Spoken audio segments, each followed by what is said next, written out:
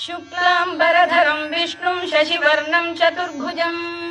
प्रसन्नवदनं ध्यायेत् सर्वविघ्नोपशान्तये। व्यासं वसिष्ठनप्तारं शक्तेः पौत्रमकल्मषं पराशरात्मजं वन्दे शुकतातं तपोनिधिं। व्यासाय विष्णुरूपाय व्यासरूपाय विष्णवे नमो वै ब्रह्मनिधये वासिष्ठाय नमो नमः। अविकाराय शुद्धाय नित्याय परमात्मने सदैकरूपरूपाय विष्णवे सर्वजिष्णवे यस्य स्मरणमात्रेण जन्म संसारबन्धनात् विमुच्यते। नमस्तस्मै विष्णवे प्रभविष्णवे। ॐ नमो विष्णवे प्रभविष्णवे। श्रीवैशम्पायन उवाच श्रुत्वा धर्मानशेषेण पावनानि च सर्वशः युधिष्ठिरः शान्तनवं पुनरेवाभ्यभाषत। युधिष्ठिर उवाच किमेकं दैवतं लोके किं वाप्येकं परायणं स्तुवन्तः कङ्कमर्चन्तः प्राप्नुयुर्मानवा शुभम्। को धर्मः सर्वधर्माणां भवतः परमो मतः किं जपन्मुच्यते जन्तुर्जन्म संसारबन्धनात्।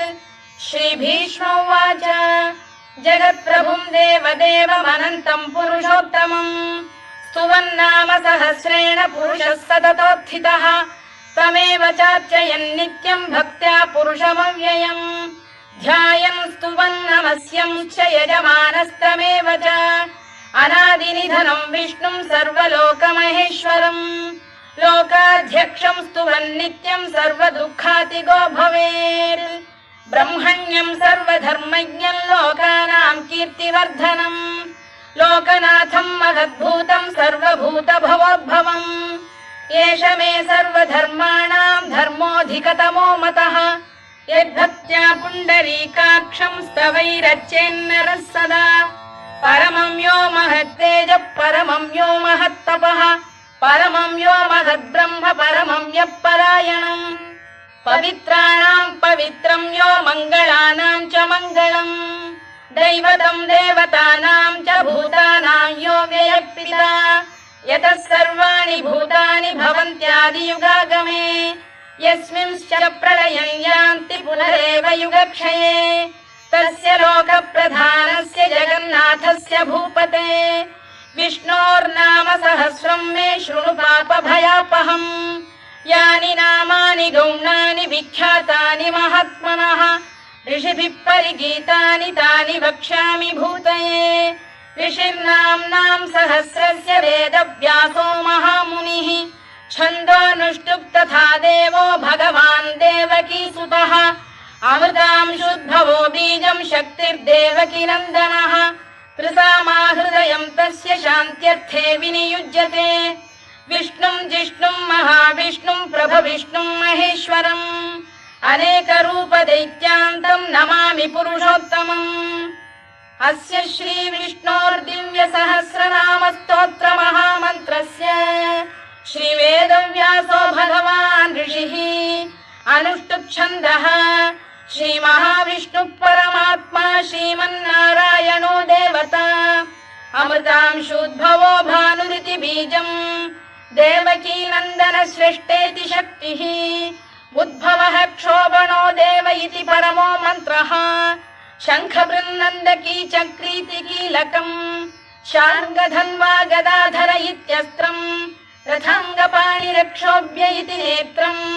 त्रिसामासामगः सामेति कवचम् आनन्दम् परब्रह्मेति योनिः ऋतुः सुदर्शनकाल इति दिग्बन्धः श्रीविश्वरूप इति ध्यानम् श्रीमहाविष्णुप्रीत्यर्थे सहस्रनाम जपे विनियोगः। ध्यानम् क्षीरोदन्वत्प्रदेशे शुचिमणिविलसत्सैकते मौक्तिकानाम् मालाक्लुप्तासनस्थस्फटिकमणिनिभैर्मौक्तिकैर्मण्डिताङ्गः शुभ्रैरभ्रैरदभ्रैरुपरि विरचितैर्मुक्तपीयूषवर्षैः आनन्दीन पुरीयादरिनलिन गदा शङ्खपाणिर्मुकुन्दः भूः पादौ यस्य नाभिर्वियलसुरनिलश्चन्द्रसूर्यौ च नेत्रे कर्णावाशा शिरोद्यौर्मुखमपि दहनो यस्य वास्तेयमब्धिः अन्तस्थं यस्य विश्वं सुरनरखगो भोगि गन्धर्वदैत्यैः चित्रं रम्यते तं त्रिभुवन वपुषं विष्णुमीशं नमामि। ॐ नमो भगवते वासुदेवाय। शान्ताकारं भुजगशयनं पद्मनाभं सुरेशं विश्वाधारं गगनसदृशं मेघवर्णं शुभाङ्गम् लक्ष्मीकान्तं कमलनयनं योगिधृध्यानगम्यं वन्दे विष्णुं भवभयहरं सर्वलोकैकनाथम्। मेघश्यामं पीतकौशेयवासं श्रीवत्साङ्कं कौस्तुभोद्भासिताङ्गम् पुण्योपेतं पुण्डरीकायताक्षं विष्णुं वन्दे सर्वलोकैकनाथम्। नमः समस्तभूतानामादिभूताय भूभृते अनेकरूपरूपाय विष्णवे प्रभविष्णवे सशङ्खचक्रं सकिरीटकुण्डलं सपीतवस्त्रं सरसीरुहेक्षणं सहारवक्षस्थलशोभिकौस्तुभं नमामि विष्णुं शिरसा चतुर्भुजम्। छायायां पारिजातस्य हेमसिंहासनोपरि आसीनमम्बुदश्याममायताक्षमलङ्कृतम् चन्द्राननं चतुर्बाहुं श्रीवत्साङ्कितवक्षसम् रुक्मिणी सत्यभामाभ्यां सहितं कृष्णमाश्रये।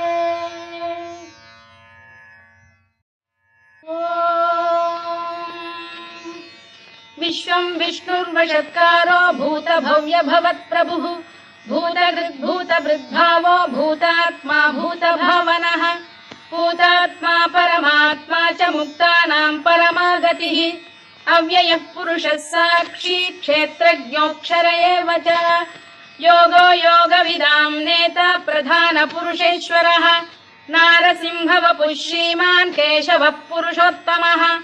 सर्वशर्व शिवस्थाणुर्भूतादिर्निधिरव्ययः सम्भवो भावनो भर्ता प्रभवः प्रभुरीश्वरः स्वयंभूः शम्भुरादित्यः पुष्कराक्षो महास्वनः अनादिनिधनो धाता विधाता धातुरुत्तमः अप्रमेयो ऋषिकेशः पद्मनाभोऽमर प्रभुः विश्वकर्मा मनुस्पष्टा स्थविष्ठस्थविरो ध्रुवः अग्राह्यः शाश्वतः कृष्णो लोहिताक्षप्रदर्दनः प्रभूतस्त्रिककुब्धाम पवित्रं मङ्गलं परम् ईशान प्राणद प्राणो ज्येष्ठः श्रेष्ठः प्रजापतिः हिरण्यगर्भो भूगर्भो माधवो मधुसूदनः ईश्वरो विक्रमी धन्वी मेधावी विक्रमक्रमः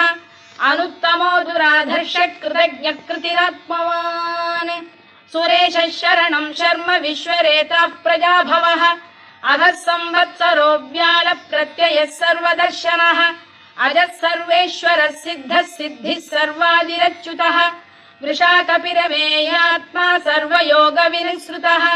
वसुर्वसुमनः सत्यः समात्मा संमितः समः अमोघः पुण्डरीकाक्षो वृषकर्मा वृषाकृतिः रुद्रो बहुशिरा बभ्रुर्विश्वयोनिश्चुतिश्रवाः अमृतः शाश्वतस्थाणुर्वरारोहो महातपाः सर्वगः सर्वविद्भानुर्विश्वक्सेनो जनार्दनः वेदो वेदविदव्यङ्गो वेदाङ्गो वेदवित्कविः लोकाध्यक्षः सुराध्यक्षो धर्माध्यक्षः कृताकृतः चतुरात्मा चतुर्व्यूहश्चतुर्दंष्टश्चतुर्भुजः भ्राजिष्णुर्भोजनं भोक्ता सहिष्णुर्जगदादिजः अनघो विजयो जेता विश्वयोनिः पुनर्वसुः उपेन्द्रो वामनः प्रांशुरमोघः शुचिरूर्जितः अतीन्द्रः सङ्ग्रहः सर्गो धृतात्मा नियमो यमः वेद्यो वैद्यः सदा योगी वीरः माधवो मधुः अतीन्द्रियो महामायो महोत्साहो महाबलः महाबुद्धिर्महावीर्यो महाशक्तिर्महाद्युतिः अनिर्देश्य वपुः श्रीमान् अमे आत्मा महाधृधृत् महेश्वासो महीभर्ता श्रीनिवासः सताङ्गतिः अनिरुद्धः सुरानन्दो गोविन्दो गोविदाम्पतिः मरीचिर्दमनो हंसः सुपर्णो भुजगोत्तमः हिरण्यनाभः सुतपाः पद्मनाभः प्रजापतिः अमृत्युः सर्वदृक्सिंहः सन्धाता सन्धिमान् स्थिरः अजो दुर्मर्षणः शास्ता विश्रुतात्मा सुरारिः गुरुर्गुरुतमो धाम सत्यः सत्यपराक्रमः निमिषो निमिषस्रग्वी वाचस्पतिरुदारधीः अग्रणीर्ग्रामणी श्रीमान् न्यायो नेता समीरणः सहस्रमूर्धा विश्वात्मा सहस्राक्षः सहस्रपात् आवर्तनो निवृत्तात्मा संवृतः सम्प्रमर्दनः अधः संवर्तको वह्निरनिलो धरणीधरः सुप्रसाद प्रसन्नात्मा विश्वधृक् विश्वभुग्विभुः सत्कर्ता सत्कृतः साधुर्जह्नुर्नारायणो नरः असंख्येयो प्रमेयात्मा विशिष्टः शिष्टकृच्छुचिः सिद्धार्थः सिद्धसङ्कल्पः सिद्धिदः सिद्धिसाधनः वृषाही वृषभो विष्णुर्वृषपर्वा वृषोदरः वर्धनो वर्धमानश्च विविक्तः श्रुतिसागरः सुभुजो दुर्धरो वाग्मी महेन्द्रो वसुदो वसुः नैकरूपो बृहद्रूपः शिपिविष्टप्रकाशनः ओजस्तेजोद्युदिधरः प्रकाशात्मा प्रतापनः वृद्धस्पष्टाक्षरो मन्त्रश्चन्द्रांशुर्भास्करद्युतिः अमृतांशुद्भवो भानुः शशबिन्दुः सुरेश्वरः औषधं जगतः सेतुः सत्यधर्मपराक्रमः भूतभव्यभवन्नाथः पवनः पावनो नरः कामः कामकृत्कान्तः कामः कामप्रदप्रभुः युगादिकृद्युगावर्तो नैकमायो महाशनः अदृश्यो व्यक्तरूपश्च सहस्रजिदनन्तजित् इष्टो विशिष्टः शिष्टेष्टः शिखण्डी नघुषो वृषः क्रोधः क्रोधकृत्कर्ता विश्वबाहुर्महीधरः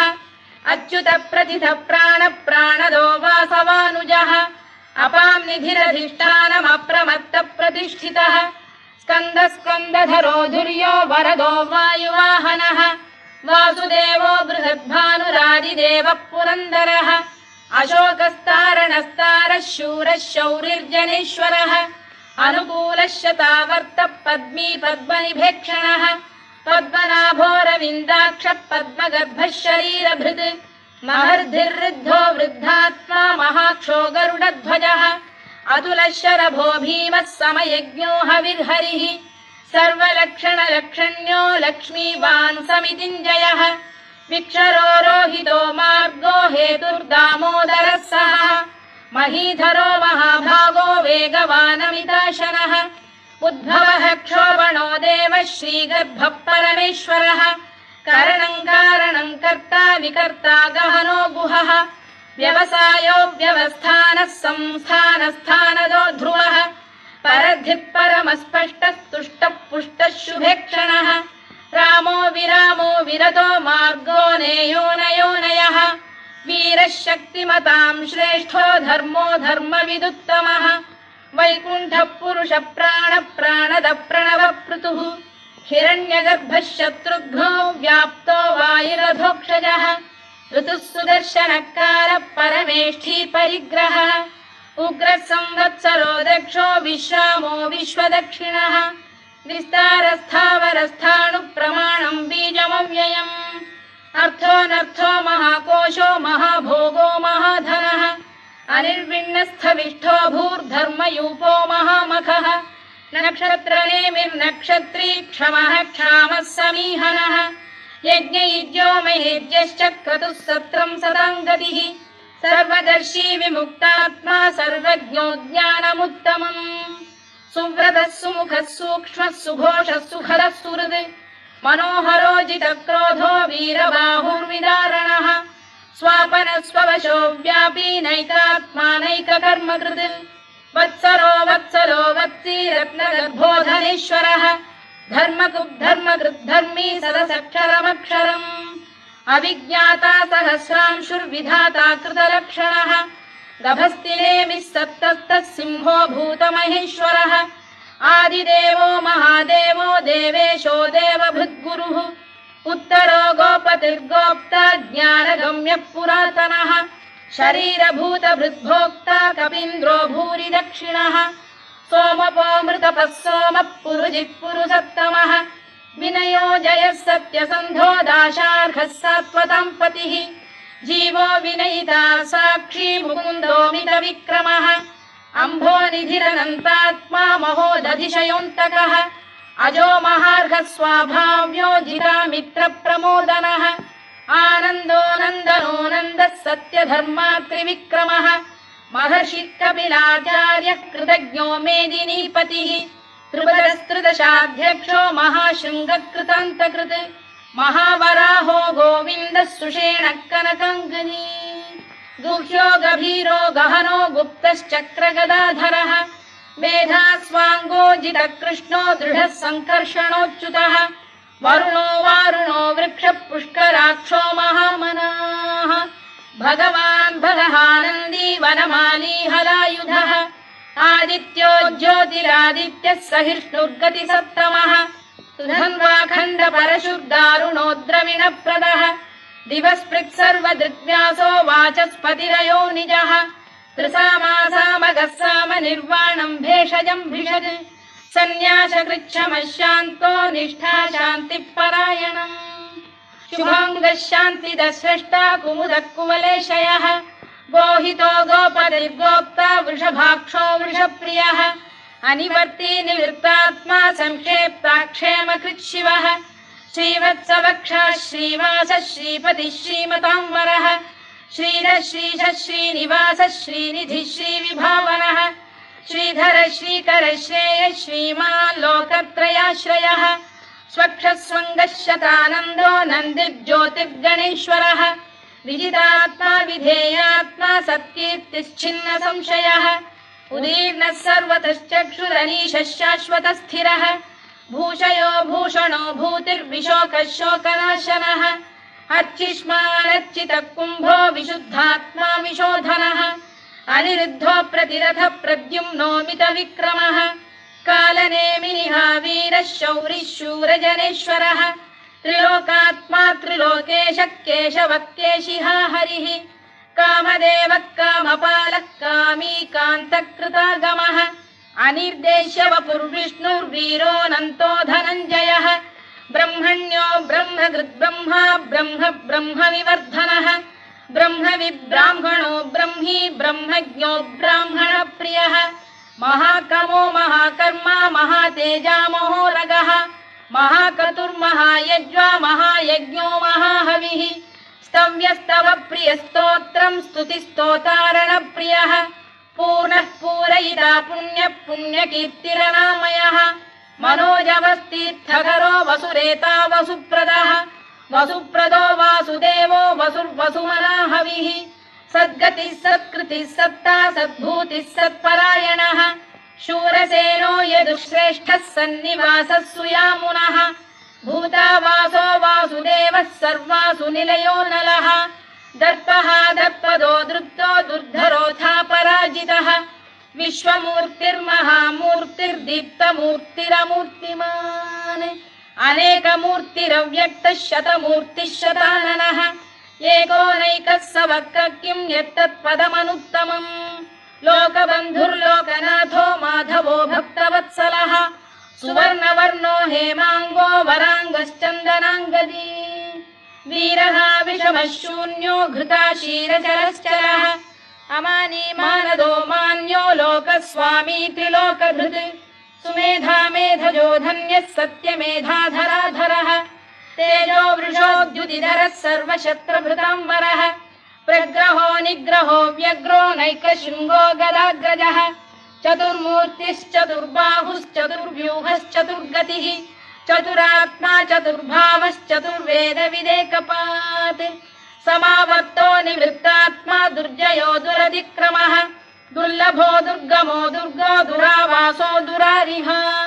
शुभाङ्गो लोकसारङ्गः सुतन्तुस्तन्तु वर्धनः इन्द्रकर्मा महाकर्मा कृतकर्मा कृतागमः उद्भवः सुन्दरः सुन्दो रत्ननाभः सुलोचनः अर्को वाजसनः शृङ्गी जयन्तः सर्वविजयी सुवर्णबिन्दुरक्षोभ्यः सर्ववागीश्वरेश्वरः महाह्रदो महागर्तो महाभूतो महानिधिः कुमुदः कुन्दरः कुन्दः पर्जन्यः पावनो निलः अमृताशोऽमृतवपुः सर्वज्ञः सर्वतोमुखः सुलभः सुव्रतः सिद्धः शत्रुजिच्छत्रुतापनः न्यग्रोधोदुम्बरोश्चतश्चाणूरान्ध्रैषूदनः सहस्रार्चिः सप्तजिह्वः सप्तैधाः सप्तवाहनः अमूर्तिरनघोचिन्त्यो भयकृद्भयनाशनः अणुबृहत्कृशस्थूलो गुणभृन्निर्गुणो महान् अधृतस्वधृतस्वास्य प्राग्वंशो वंशवर्धनः भारभृत्कथितो योगी योगीशः सर्वकामदः आश्रमश्रमणः क्षामः सुपर्णो वायुवाहनः धनुर्धरो धनुर्वेदो दण्डो दमयिता दमः अपराजितः सर्वसहो नियन्ता नियमो यमः सत्त्ववान् सात्विकः सत्यः सत्यधर्मपरायणः अभिप्रायप्रियार्होः प्रियकृत्प्रीतिवर्धनः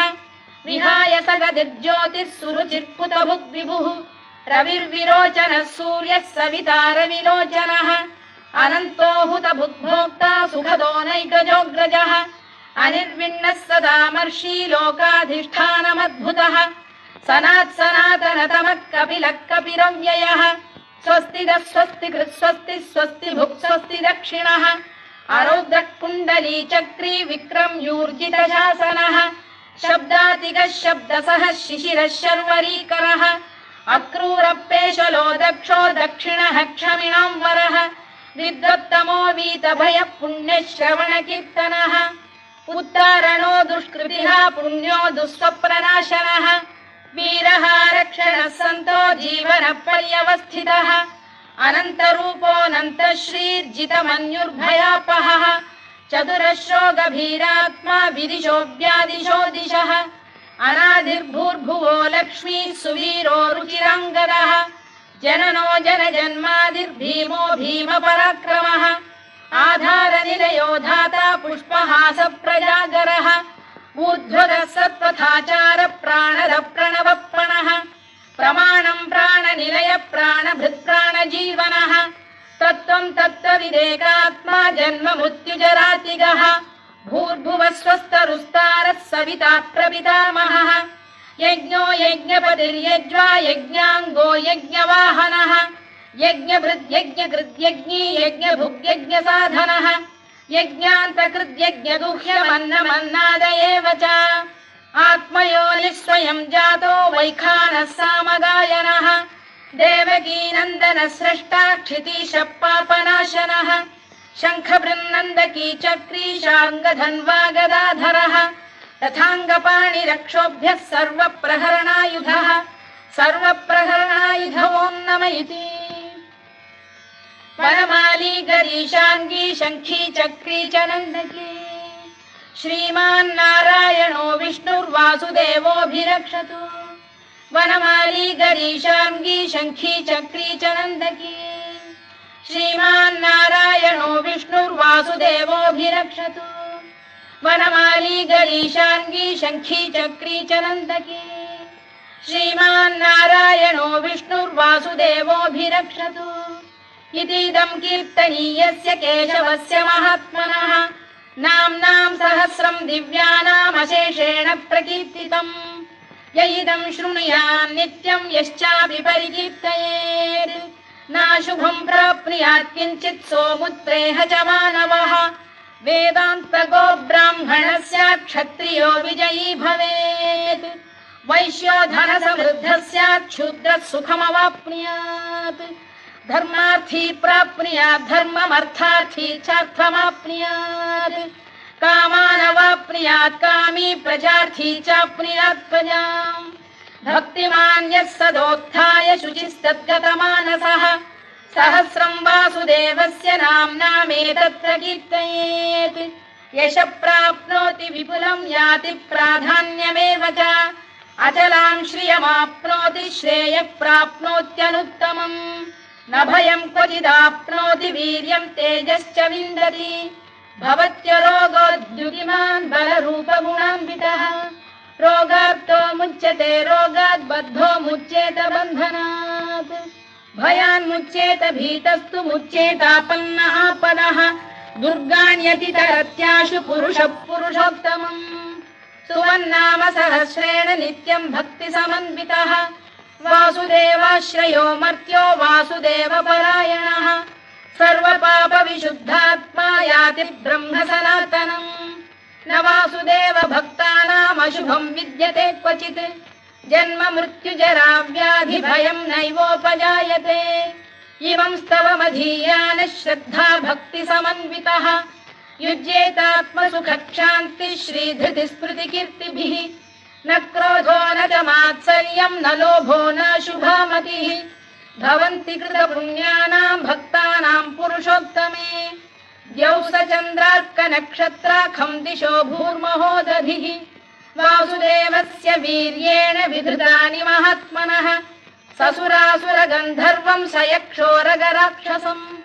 जगत्वशे वर्ततेदं कृष्णस्य सचराचरम् इन्द्रियाणि मनो बुद्धिः सत्त्वं तेजो बलं धृतिः वासुदेवात्मकान्याहुः क्षेत्रं क्षेत्रज्ञ एव च सर्वागमानामाचार प्रथमं परिकल्पते आचार प्रभवो धर्मो धर्मस्य प्रभुरच्युतः ऋषयः पितरो देवा महाभूतानि धातवः जङ्गमा जङ्गमं चेदं जगन्नारायणोद्भवम् योगो ज्ञानं तथा साङ्ख्यं विद्या शिल्पादिकर्म च वेदाः शास्त्राणि विज्ञानमेतत् सर्वं जनार्दनात् एको विष्णुर्महद्भूतं पृथग्भूतान्यनेकशः त्रीन् लोकान् व्याप्य भूतात्मा भुङ्क्ते विश्वभुवव्ययः इमं स्तवं भगवतो विष्णोर्व्यासेन कीर्तितम् पठेद्य इच्छेत् पुरुषः श्रेयत् प्राप्तुं सुखानि च विश्वेश्वरमजं देवं जगतः प्रभुमव्ययम् भजन्ति ये पुष्कराक्षं न ते यान्ति पराभवम् न ते यान्ति पराभवम् ओन्नम इति अर्जुनोवाच पद्मपत्र विशालाक्ष पद्मनाभसुरोत्तमा भक्तानामनुरक्तानां त्राता भव जनार्दन श्रीभगवानुवाच यो मां नाम सहस्रेण स्तोतुमिच्छति पाण्डव सोऽहमेकेन श्लोकेन स्तुत एव न संशयः स्तुत एव न संशयोऽन्नम इति व्यास उवाच वासनाद् वासुदेवस्य वासितं भुवनत्रयम् सर्वभूतनिवासोऽसि वासुदेव नमोऽस्तु ते वासुदेव नमोऽस्तु ते ओन्नम इति पार्वत्युवाच केनोपायेन लघुना विष्णोर्नाम सहस्रकम् पठ्यते पण्डितैर्नित्यं श्रोतुमिच्छाम्यहं प्रभो ईश्वर उवाच श्रीराम राम रामेति रमे रामे मनोरमे सहस्रनाम तत्तुल्यं राम नाम वरानने श्रीराम राम रामेति रमे रामे मनोरमे सहस्रनाम तत्तुल्यं राम नाम वरानने श्रीराम राम रामेति रमे रामे मनोरमे सहस्रनाम तत्तुल्यं राम नाम वरानने राम नाम वरानन ओन्नम इति ब्रह्मोवाच नमोऽस्त्वनन्ताय सहस्रमूर्तये सहस्रपादाक्षि शिरोरुबाहवे सहस्रनाम्ने पुरुषाय शाश्वते सहस्रकोटियुगधारिणे नमः सहस्रकोटियुगधारिणे नमः ओन्नम इति सञ्जय उवाच यत्र योगेश्वर कृष्णो यत्र पार्थो धनुर्धरः तत्र श्रीविजयो भूतिर्ध्रुवा नीतिर्मतिर्मम श्रीभगवानुवाच अनन्याश्चिन्तयन्तो मां ये जनाः पर्युपासते तेषां नित्याभियुक्तानां योगक्षेमं वहाम्यहम् परित्राणाय साधूनां विनाशाय च दुष्कृतां धर्म संस्थापनार्थाय सम्भवामि युगे युगे आर्ता विषण्णाः शिथिलाश्च भीता घोरेषु च व्याधिषु वर्तमानाः संकीर्त्य नारायण शब्दमात्रं विमुक्तदुःखाः सुखिनो भवन्तु कायेन वाचा मनसेन्द्रियैर्वा बुद्ध्यात्मना वा प्रकृते स्वभावात् करोमि यद्यत् सकलं परस्मै नारायणायेति समर्पयामि।